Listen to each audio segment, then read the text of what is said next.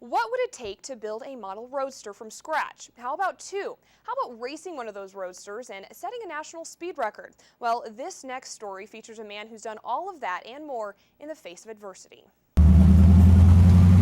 It all started at a very young age. I grew up in Southern California in the 50s when all the car craze was happening. The need for speed. In 1968, I went 162 miles an hour with a Ford Flathead running on nitromethane.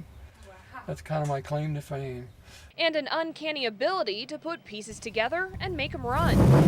My dad was an aeronautical engineer, or my aunt told me when I was grown that my dad had told her that he was intimidated by my mechanical abilities when I was 12 years old.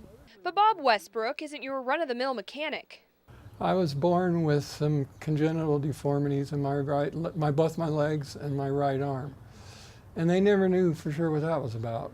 Now neurologists have defined his disease as a variation of muscular dystrophy, something they've nicknamed Westbrook's disease. I had a hard time learning to walk, and I couldn't play sports very well. I actually wanted to be a fighter pilot, but I built a lot of model airplanes instead. Those model planes turned into race cars as he set a speed record at the Bonneville Salt Flats. In fact, I've got a new tattoo of the old car.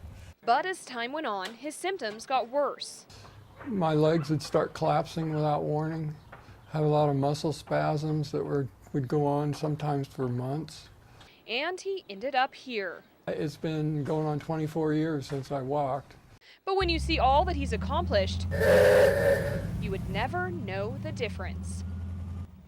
Now this just hits the tip of what Bob's accomplished in his lifetime, which is why his next goal is to write an autobiography.